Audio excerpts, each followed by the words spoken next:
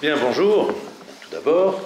Je suis ravi de vous retrouver ici. En plus, je trouve que l'endroit où vous êtes installé est splendide. Moi qui viens d'une fac particulièrement moche, je suis très sensible au fait de découvrir qu'il en est de beaucoup plus agréable. J'observe au passage d'ailleurs, et ça peut mériter d'être, comment dirais-je, médité, compte tenu du sujet que nous traitons, que cette université, enfin ce campus, vous le devez à l'action des collectivités territoriales, que si il avait dépendu de l'État, je pense qu'il serait encore un chantier, et que voilà, ça invite à quelques réflexions sur l'effectivité et l'efficacité respective des niveaux d'administration en France. Pour en venir plus directement au sujet, je commençais en rappelant le doyen Vedel. J'aimais évidemment beaucoup le doyen Vedel, et lui aimait beaucoup les métaphores. Il en avait une en particulier qu'il avait utilisée dans l'une de ses dernières interviews à propos des révisions de la Constitution. Il disait, on croit que réviser la Constitution, c'est faire le travail d'un archer qui, s'il a un bon arc, sait bien viser, lance sa flèche qui atteint immanquablement la cible. En fait, les révisions de la Constitution, ce n'est pas du tout le travail d'un archer, c'est plutôt celui d'un joueur de billard. Il lance la boule en ayant bien réfléchi à ce que l'effet qu'il donnait à celle-ci, le choc avec les autres boules, le contact des bandes, allait finalement produire le résultat souhaité, mais sans garantie absolue. Et que souvent, il découvrait, après avoir opéré, que la boule ne suivait pas du tout la trajectoire qu'il avait initialement imaginée. Et qu'en matière donc de révision de la Constitution, on est beaucoup plus souvent du côté de l'archer, du joueur de billard, pardon, que de l'archer. Et s'il est un sujet qui est là pour le confirmer de manière spectaculaire, c'est bien celui qui nous réunit. Pensez-y. En 1992, on a l'idée saugrenue de réviser la Constitution en y introduisant la langue. Chose qui était parfaitement inutile. Aucune constitution en France, jamais, n'avait fait la moindre référence à la langue. Cette innovation de 1992 était totalement superflue. Mais elle répondait à un objectif simple, clair et précis, bouter l'anglois hors du François. Ben oui, on s'émeuvait de ce que l'on appelait le franglais, de la multiplication des termes anglais dans notre vocabulaire. Il fallait absolument élever une digue, poser un barrage, et, faisant don de son énergie, le constituant a décidé de réagir par un alinéa constitutionnel. Bon. Inutile de dire que, comme on pouvait s'y attendre, cette initiative inepte n'a produit aucune espèce de conséquence en ce qui concerne la prétendue invasion des mots anglais en français. D'ailleurs, de quelques mots que ce soit. En revanche, on a découvert avec stupéfaction, souvent consternation, quelques années plus tard, que cet alinéa initialement destiné à protéger le français de l'anglais pouvait être utilisé à rechasser, à repousser les langues régionales ou minoritaires pour conserver le monopole de la langue française. Que finalement, lorsqu'il est dit que la langue de la République est le français, eh bien, il est sous-entendu que la langue de la France est le français. Et que l'on peut faire une sorte de synonymie abusive entre la France, qui est la nation, et la République, qui est son instrument, et que ce qui est la langue de l'un doit être plus ou moins nécessairement la langue de l'autre, ce qui évidemment ne laisse plus de place à des langues tierces. Voici donc une disposition constitutionnelle qui a finalement produit des effets absolument inattendus, involontaires. Ceux qui en 1992 ont voté cette révision calamiteuse n'avaient absolument pas des arrière-pensées sournoises en se disant on va ainsi tordre le cou aux langues régionales. Non, ils n'y pensaient même pas. Mais cette révision a produit des effets calamiteux. Après tout, d'ailleurs, mais je ne m'étendrai pas là-dessus, peut-être Est-ce une constante douloureuse en matière linguistique? Vous savez, l'édit de Villers-Cotterêts, on dit qu'il imposait le français, mais est-ce qu'il n'a pas lui-même été victime d'une équivoque parfaitement comparable? Lorsque François Ier dit que l'on écrira désormais les actes officiels en langage naturel François, pardon? Maternel, langage maternel. Langage maternel François, c'est ça? Pardon, maternel, oui, c'est beaucoup mieux encore. En langage maternel François, on peut très bien l'interpréter comme visant exclusivement à bannir le latin, et pas du tout à imposer le français. Le langage maternel François en 1539, c'était l'occitan en Occitanie, le breton en Bretagne, le basque au Pays basque, et ainsi de suite. C'était ça le langage maternel. Mais l'histoire et l'administration sont passés par là, qui, par un processus finalement assez comparable à celui de 1992, ont réinterprété pour en faire un instrument de lutte que l'on sait et de monopole exclusif et absolu de la langue française. Toujours est-il donc que la situation créée par cette révision a été celle-ci et qu'elle n'a pas tardé à révéler son potentiel, à mes yeux, extrêmement discutable.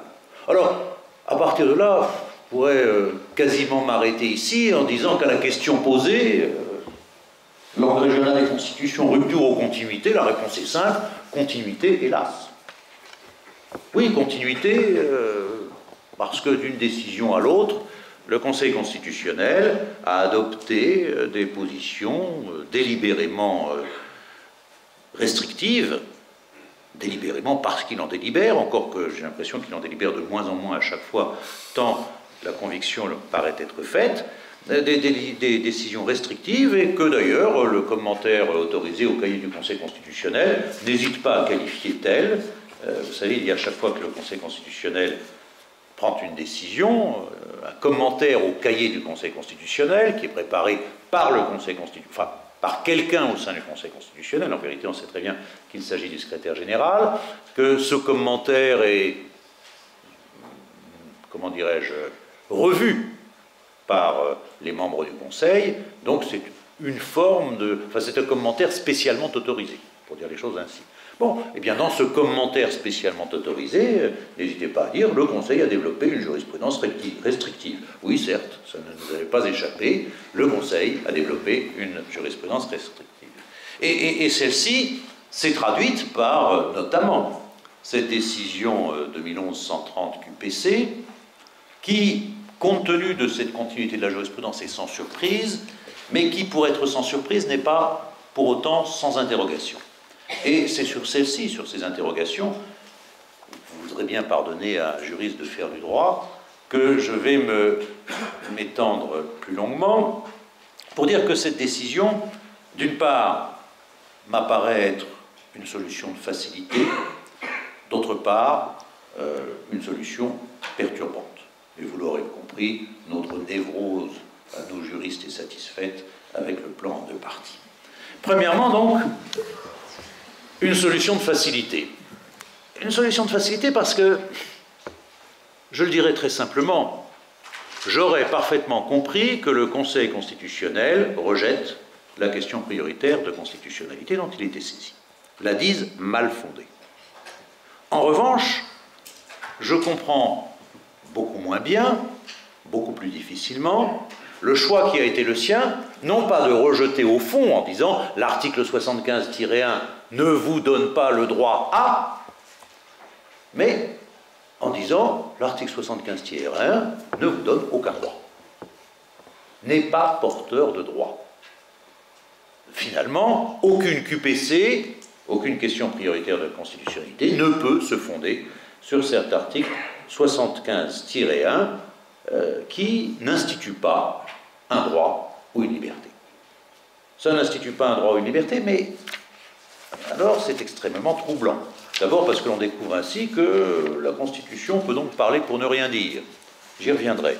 Hélas, oui. Mais surtout, lorsque l'on regarde l'inventaire de ce que le Conseil lui-même, toujours dans ce commentaire, a dressé de disposition de la Constitution qui ne crée pas de droits et libertés. Le respect de l'exigence constitutionnelle de transposition des directives. Bon, c'est vrai, on ne peut pas avoir un droit personnel à exiger que telle ou telle directive soit transposée en droit français. Je pense que c'est assez facilement compréhensible. L'habilitation donnée au législateur sur le fondement de la dernière phrase du 3e alinéa de l'article 72 de la Constitution, c'est-à-dire la possibilité de modifier les limites des collectivités territoriales. Effectivement, on peut admettre qu'aucun administré d'une collectivité territoriale ne puisse revendiquer un droit à ce que, par exemple, la Loire-Atlantique quitte les Pays de Loire pour rejoindre la Bretagne. Bon, ça n'est effectivement pas un droit ou une liberté dont, à titre individuel, il pourrait bénéficier. Les règles constitutionnelles de la procédure d'adoption de la loi. Là encore, ces règles constitutionnelles de la procédure d'adoption de la loi, elles appartiennent, si j'ose dire, au pouvoir public dans leurs relations respectives, mais une fois la loi votée, il ne revient pas aux citoyens de pouvoir dire « Ah, elle a été votée dans des conditions que moi je trouve discutables, même si gouvernement et Parlement ne les ont pas trouvées suffisamment discutables pour saisir le Conseil constitutionnel. » Les dispositions de l'article 14 de la Déclaration de 1789, là c'est déjà beaucoup plus surprenant. L'article 14 de la Déclaration de 1789, c'est un truc absolument formidable, c'est celui qui, je vous le rappelle, dit, mais je ne peux pas me tromper dans la citation, « Tous les citoyens ont le droit de constater par eux-mêmes ou par leurs représentants la nécessité de la contribution publique et de la consentir librement, d'en suivre l'emploi et d'en déterminer la quantité, l'assiette, le recouvrement et la durée. » Et là, le Conseil constitutionnel est venu nous dire « Non, non, ça n'est pas un droit des citoyens. » C'est déjà une première surprise. Le texte de 1789 commence par « Tous les citoyens ont le droit. » Tous les citoyens ont le droit. Et le Conseil constitutionnel, non, non, vous n'avez pas bien lu, non, non, pas tous les citoyens ont le droit, en fait, c'est aucun citoyen a le droit. C'est assez étrange. Vous savez, la question qui se posait, évidemment, était une question d'égalité devant l'impôt et surtout une question de fiscalité délicate, mais le Conseil constitutionnel a dit non, non, finalement, non. L'article 14, non, c'est une question de relation entre les pouvoirs publics, gouvernement, parlement, ça n'est pas un droit ou une liberté consacrée au profit des citoyens. Alors évidemment, à partir du moment où le Conseil constitutionnel dit cela à propos de l'article 14, qui lui-même dit explicitement exactement le contraire, bon, on peut s'attendre à beaucoup de choses. Enfin, la dernière disposition que le Conseil a écarté de la catégorie des dispositions constitutionnelles contenant des droits et libertés, c'est le dernier alinéa de l'article 72.2, selon lequel la loi prévoit des dispositifs de péréquation destinés à favoriser l'égalité entre les collectivités locales. Il n'y a pas un droit à la péréquation que les individus, que les particuliers pourraient revendiquer. Et ce que je veux dire par là, c'est que lorsque l'on dresse cet inventaire, auquel désormais il faut ajouter l'article 75-1, on peut trouver à chacune de ces exclusions des motifs, à mes yeux, tout à fait compréhensibles. Sauf, d'une part, lorsqu'il s'agit, bien sûr, de l'article 14 de la Déclaration de 1789, d'autre part, comme je vais essayer de le démontrer, lorsqu'il s'agit de l'article 75-1 de la Constitution, car cet article 75-1, dans cette liste, détonne complètement. Il n'est pas question de relations entre les pouvoirs publics. Il n'est pas question de règles objectives dont les particuliers, de toute façon, seraient par essence exclus. Non, il s'agit bien d'un texte dont on pouvait imaginer qu'il pouvait être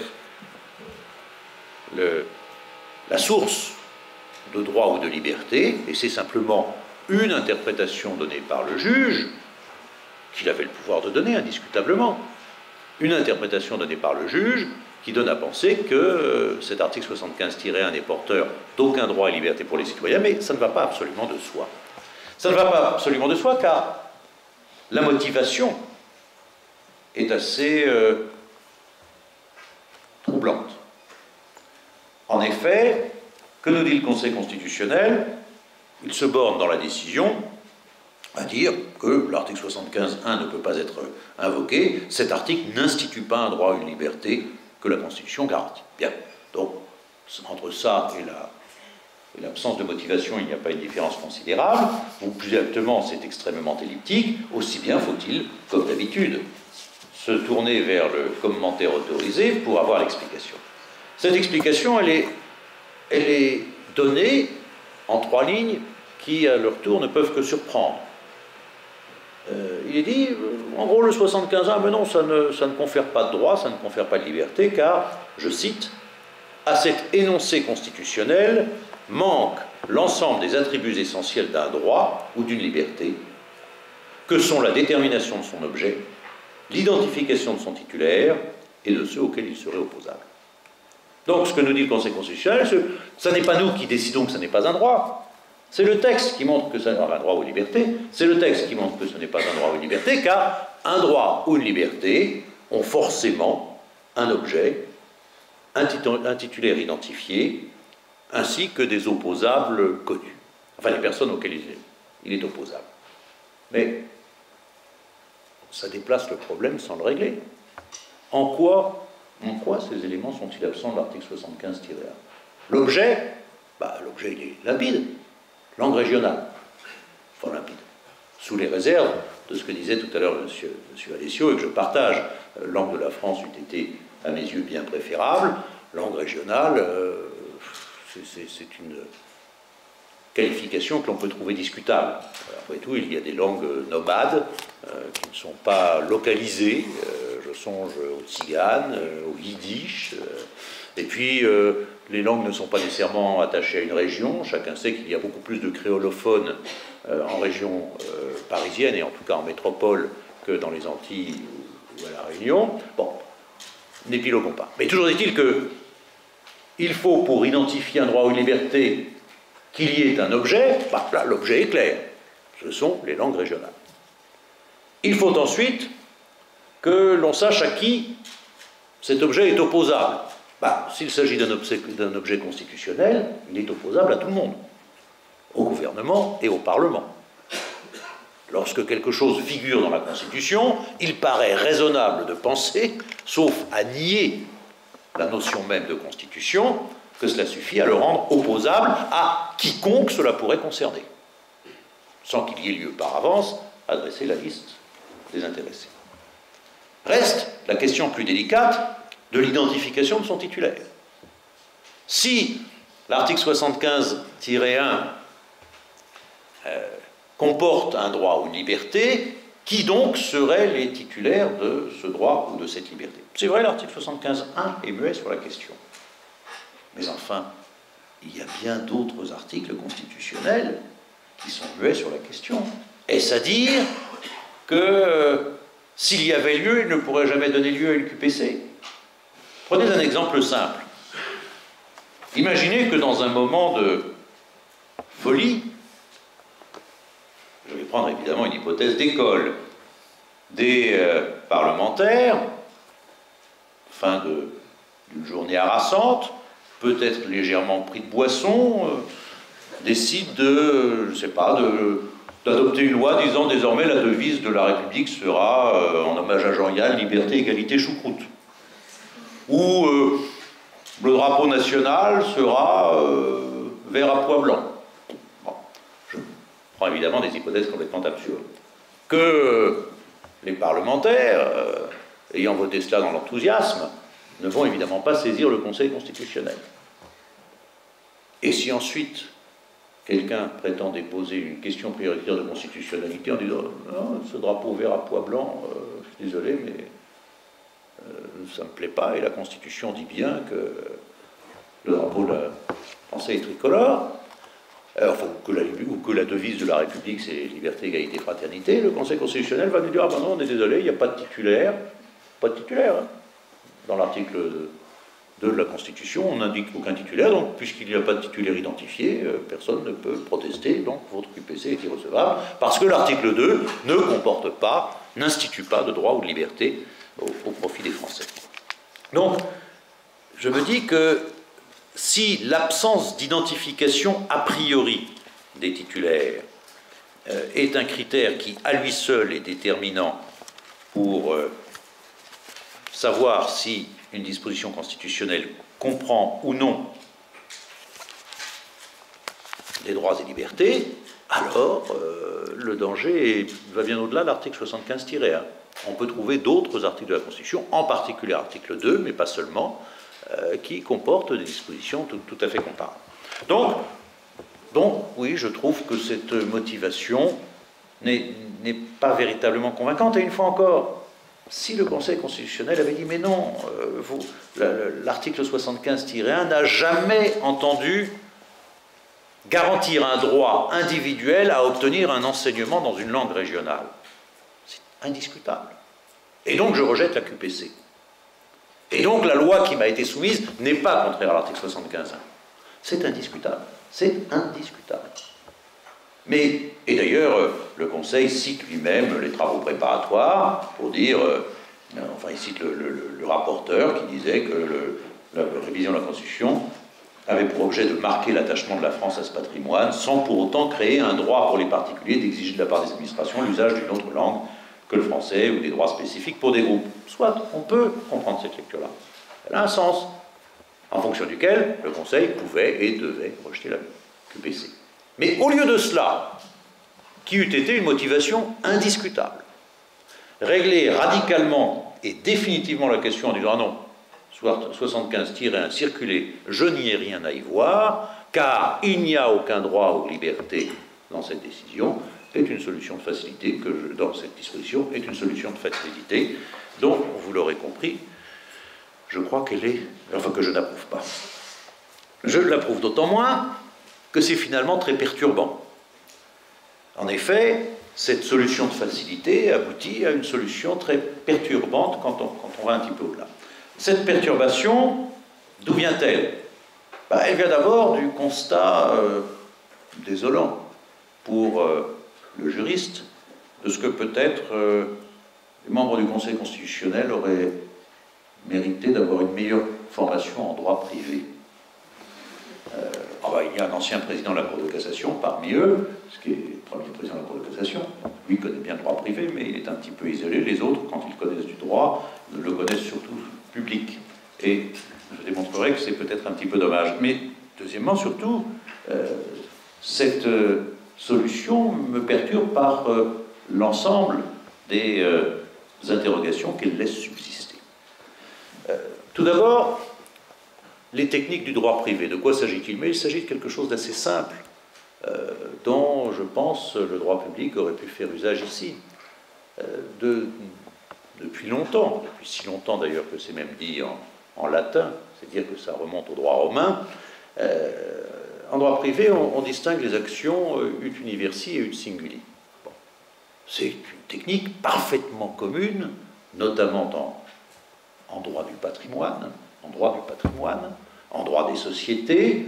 L'action ut universi est celle qui est faite par les détenteurs du droit et au nom de l'ensemble de ceux-ci, alors que l'action ut universi, ut singuli, est faite par l'un des détenteurs du droit en tant que personne unique, mais ayant un fondement sur l'intérêt commun, non pas l'intérêt général.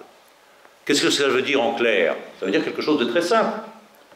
En droit des sociétés, par exemple, les dirigeants sociaux ont l'obligation fiduciaire d'assurer l'intérêt social de la société, de le défendre, et de se lancer, chaque fois que nécessaire, dans les actions destinées à garantir cet intérêt social. Et s'il y a un procès à faire, les dirigeants sociaux doivent engager ce procès. C'est simple, clair et net, et le procès qu'ils engagent alors pour défendre l'intérêt social de l'entreprise, c'est une action ut universi. Mais si les dirigeants s'abstiennent, ne font pas ce qu'ils devraient faire, laissant ainsi atteindre l'intérêt social que pourtant ils ont la mission de défendre, n'importe quel actionnaire peut engager une action ut singuli. C'est-à-dire en tant qu'actionnaire qui n'a pas d'intérêt propre, qui ne défend pas là son intérêt propre, mais qui use de sa qualité d'actionnaire pour défendre l'intérêt commun, l'intérêt social de l'entreprise.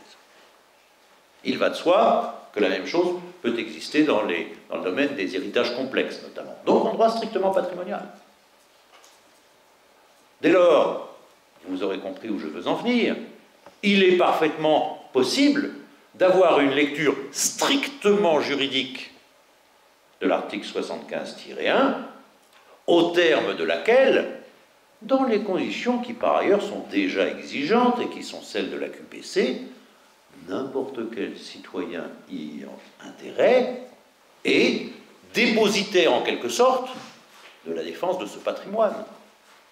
Il est dépositaire de la défense de ce patrimoine. Puisque les langues régionales appartiennent au patrimoine de la France, cela signifie bien que cette patrimonialité ou cette appartenance, sauf à être vidée de toute espèce de sens et de signification, doivent pouvoir, si j'ose dire, se défendre. Qui, sinon, va défendre ce patrimoine? La France. Mais la France n'existe pas juridiquement.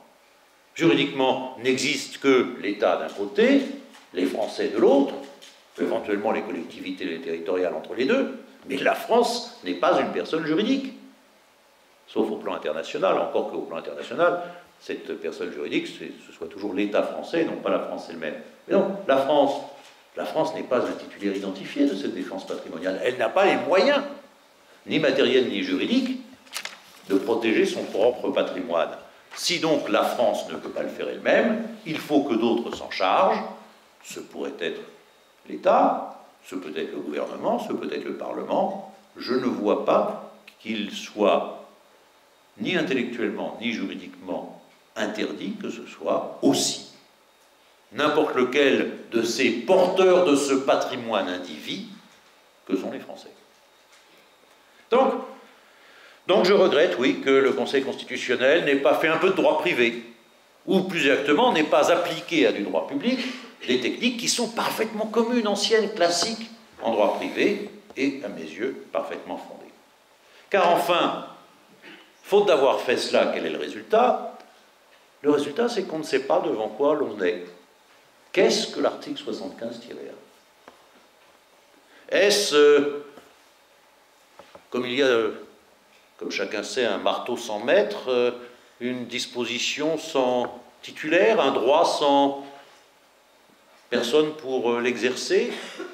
Est-ce un neutron constitutionnel, c'est-à-dire un dispositif, un article à charge juridique nulle? Eh bien, à vrai dire, ça n'est pas facile à déterminer. On sait, certains l'ont écrit d'ailleurs, je songe notamment à un commentaire qu'avait fait Michel Verpeau à la JDA sur cette décision, que, en tout état de cause, en particulier dans le droit ultramarin, existent des dispositions spécifiques sur les langues qui peuvent se réclamer de l'article 75-1. Donc il est assez difficile de dire que cet article 75-1 est vide de toute portée. De surcroît, l'idée même d'un neutron constitutionnel est assez perturbante, parce que on a des souvenirs pendant des années et des années, des décennies même. Tout le monde considérait que le premier alinéa du préambule de 1946 ne comportait évidemment aucune charge juridique. Il disait au lendemain de la victoire, vous savez, c'est ce qui précédait l'ensemble des alinéas qui, eux, consacraient des droits et des libertés. Puis un beau jour, en 1994, le Conseil constitutionnel lui dit « Mais non, mais vous n'avez pas bien lu le premier alinéa de l'article du préambule de 1946 » lorsqu'il dit « Au lendemain de la victoire des peuples libres contre les régimes qui ont voulu asservir l'individu », je ne me rappelle plus les termes exacts, mais en gros c'est ça. Ah, vous voyez, quand on se félicite de la victoire des peuples libres contre les régimes qui ont asservi, ça veut dire qu'en fait, asservir, ça n'est pas bien. Et pourquoi n'est-ce pas bien d'asservir? Parce que asservir, ça porte atteinte à la dignité de la personne humaine. Donc ce premier alinéa du préambule de 1946 porte en lui le principe de dignité de la personne humaine. Le raisonnement est admirable, mais, pour le dire simplement, un peu tiré par les cheveux. Mais ce qu'il y a lieu à en retenir ici, c'est que un propos liminaire que l'on croyait absolument sans portée juridique, et que l'on a cru sans portée juridique pendant 40 ans, C'est un beau jour révélé, et donc que l'on pouvait prendre pour un neutron constitutionnel. C'est un beau jour révélé, en vérité, comme porteur de quelque chose de très important, qui était un principe constitutionnel nouveau, le principe de dignité de la personne. Donc après tout, si l'article 75-1 devait finalement entrer dans la catégorie assez péjorative de ces neutrons constitutionnels, peut-être serions-nous amenés à découvrir un jour que, non, finalement, il a une charge juridique importante, inattendue, sauf qu'on ne sait pas dans quel sens se produirait la déflagration, compte tenu du fait qu'il faudrait un véritable revirement de jurisprudence du Conseil constitutionnel. Donc, comme vous le voyez, de quelque côté qu'on la prenne, cette décision me laisse personnellement, pour des raisons techniques, pour des raisons juridiques, pour des raisons constitutionnelles, un arrière-goût assez saumâtre, assez déplaisant. Je n'arrive pas à bien la comprendre et à totalement y adhérer. Alors, comme malgré tout, je ne peux pas m'empêcher de céder mon penchant optimiste et à prendre les choses du bon côté, je me dis finalement, c'est désolant, mais est-ce bien grave? Après tout, depuis un certain nombre d'années, les langues régionales ont pu avoir une vitalité nouvelle, un développement nouveau, nonobstant le refus persistant du Conseil constitutionnel, les réticences persistantes du législateur à leur reconnaître les droits que certains revendiquent pour eux. Alors, ça n'est pas bon. Est-ce grave? C'est une autre paire de manches. Et je terminerai d'un mot en disant que j'ai bien écouté ce qui s'est dit tout à l'heure et que j'ai trouvé tout à fait clair, intéressant, notamment dans ce que disait M. Palategui, mais la co-officialité, ouais. Vous trouvez que c'est intéressant, vous, quelque chose d'officiel? Moi, je n'arrive pas à trouver que ce soit intéressant. D'ailleurs, d'une manière générale, je déteste tout ce qui est officiel. Mais d'ailleurs, qu'est-ce qu'il y a d'officiel? Qu'est-ce qu'il y a d'officiel? D'où vient que l'État puisse faire quoi que ce soit d'officiel? Le français n'est pas la langue officielle. Le français est la langue constitutionnelle. Officiel, qu'est-ce que ça veut dire? Ça renvoie à des choses très désagréables.